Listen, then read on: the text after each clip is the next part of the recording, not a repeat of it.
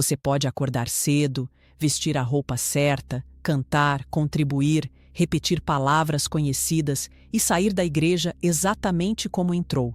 O ritual terminou. O coração permaneceu intocado. Este episódio não é contra a igreja. É contra usar a igreja como esconderijo para uma vida que não quer obedecer a Deus. Porque a aparência religiosa impressiona a gente. Fruto revela quem realmente governa você. James Baldwin nasceu em 2 de agosto de 1924, no Harlem, em Nova York.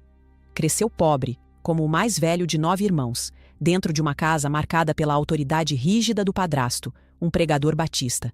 Igreja, linguagem religiosa, medo, culpa, música e púlpito não foram temas que ele observou de longe. Foram parte da formação que carregou para a literatura. Entre aproximadamente 14 e 17 anos, Baldwin pregou numa igreja pentecostal. Desenvolveu ali uma voz capaz de prender a atenção. Mais tarde disse que deixou a igreja para tornar-se escritor, mas nunca deixou o púlpito. A frase explica a força de sua prosa. Ele conhecia o ritmo da pregação e também conhecia o perigo de palavras religiosas usadas para controlar, ferir ou esconder contradições. Baldwin teve uma relação complexa e muitas vezes crítica com o cristianismo institucional. Portanto, ele não será apresentado aqui como autoridade teológica, nem como alguém cujas conclusões precisam ser aceitas. Ele é um personagem espelho, alguém que viu por dentro como o púlpito pode anunciar liberdade e, ao mesmo tempo, ser usado por pessoas que ainda não permitiram que a verdade transformasse o próprio caráter. Jesus ensinou que uma árvore é reconhecida pelos frutos, não pela placa pendurada no tronco, pela música ao redor ou pela quantidade de gente dizendo que ela é boa. Na vida espiritual, fruto aparece no modo de tratar o cônjuge, os filhos, o funcionário, o cliente, o adversário e o desconhecido, que não pode oferecer nada em troca. Domingo sem fruto vira fotografia de árvore seca. No mesmo ensinamento, Jesus advertiu que chamá-lo de Senhor não substitui fazer a vontade do Pai. É uma frase desconfortável porque desmonta a ideia de senha religiosa. Pronunciar o nome certo, frequentar o lugar certo e participar do grupo certo não compra a imunidade moral. Obediência aparece quando a vontade de Deus contraria o orgulho, o interesse e a conveniência de quem fala. Em outra ocasião, Jesus retomou a advertência de um profeta. Há gente que honra a Deus com os lábios enquanto mantém o coração distante. Distância espiritual não se mede em quilômetros até o templo. Mede-se na diferença entre o que a boca declara e aquilo que as escolhas revelam. É possível cantar sobre amor e passar a semana alimentando desprezo, mentira, vaidade e crueldade doméstica. Jesus também falou de quem limpa o exterior do copo enquanto o interior continua cheio de descontrole e exploração. A aparência tem seu lugar. Ordem, reverência e cuidado podem expressar respeito, mas maquiagem espiritual não cura caráter. Se a pessoa conhece todos os ritos e continua usando poder para esmagar os mais fracos, ela aprendeu performance, não santidade. A crítica de Jesus não foi contra cada prática religiosa.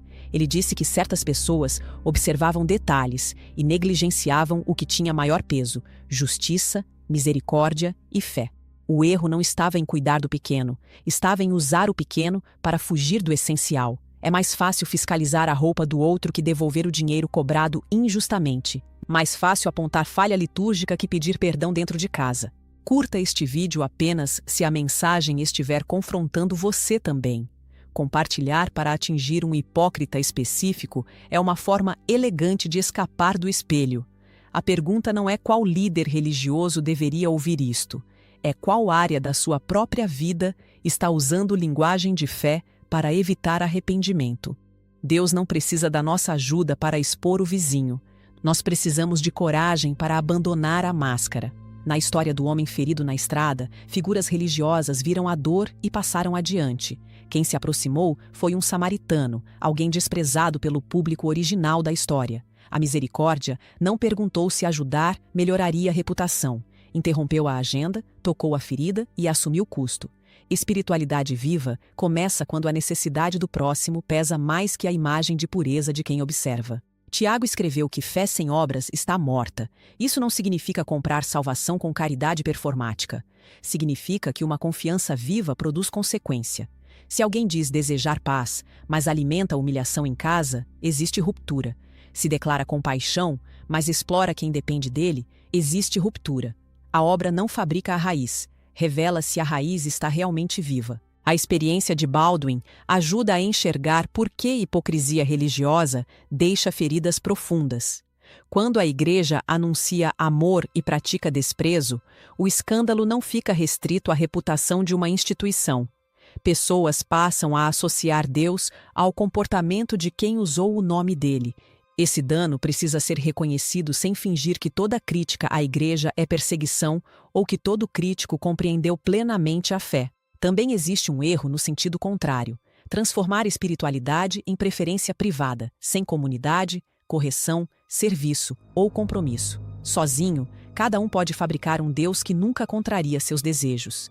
Igreja saudável reúne pessoas imperfeitas para adorar, aprender, servir, perdoar e receber correção. O problema não é pertencer, é usar o pertencimento como certificado de caráter que ninguém pode examinar. Uma igreja não precisa fingir que todos chegaram curados. Ela deve ser lugar onde pecado é reconhecido, graça é anunciada e mudança é esperada. Hospital que esconde diagnóstico para preservar estatística, mata pacientes. Comunidade que protege abuso para preservar imagem, troca verdade por marketing. Misericórdia não significa acobertamento. Perdão não elimina responsabilidade. Restauração sem verdade vira apenas transferência de risco para a próxima vítima. Antes de discutir grandes escândalos, examine a liturgia da sua casa. Como você fala quando ninguém da congregação está ouvindo? Seu cônjuge encontra paciência ou medo? Seus filhos recebem presença ou apenas regras? Você pede perdão sem acrescentar justificativa? A espiritualidade que não atravessa a porta de casa ficou estacionada no templo. Família não é palco para autoridade sem serviço. Depois olhe para trabalho e dinheiro. Você cumpre o combinado quando poderia enganar? Paga corretamente? Usa cargo para servir ou para humilhar? Devolve o que recebeu por erro? A vontade de Deus não desaparece quando começa o expediente. É fácil cantar sobre providência e depois tratar fraude como esperteza. Integridade é culto continuado, quando já não existe música para produzir emoção. Olhe também para a tela. Que tipo de pessoa seus comentários revelam? Você fala com desconhecidos de um modo que jamais usaria diante deles? Compartilha mentira porque beneficia seu grupo? Consome conteúdo que precisa esconder da família? A internet não cria outro caráter.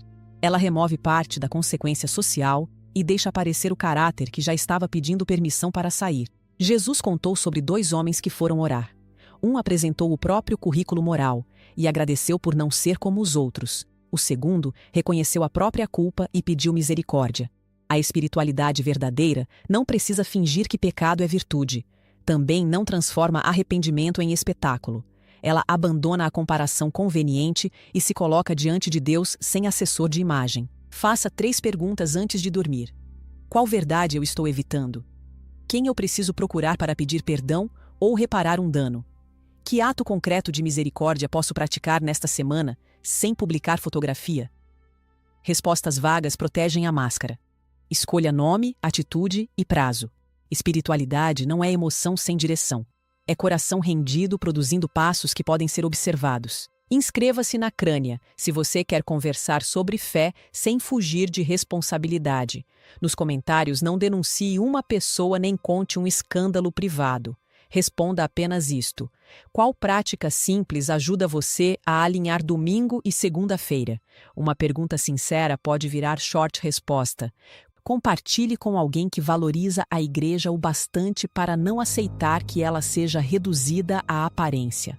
James Baldwin conheceu o púlpito, afastou-se da instituição e levou suas perguntas para a escrita. Podemos ouvi-lo como alerta sem entregar a ele a palavra final. A palavra final deste episódio é o teste dos frutos. Igreja, tradição, oração e rito têm valor quando nos conduzem a Deus e transformam nosso modo de amar, servir, falar e reparar o mal. Caso contrário, viram cenário. Talvez a pergunta deste domingo não seja quantas vezes você foi à igreja. Talvez seja quem encontrou misericórdia quando encontrou você, quem recebeu verdade sem crueldade, quem viu você cumprir o prometido, quem foi protegido pelo seu arrependimento. O culto termina, mas a obediência continua. Tire a máscara, preserve a comunidade e permita que a vontade de Deus atravesse a porta com você.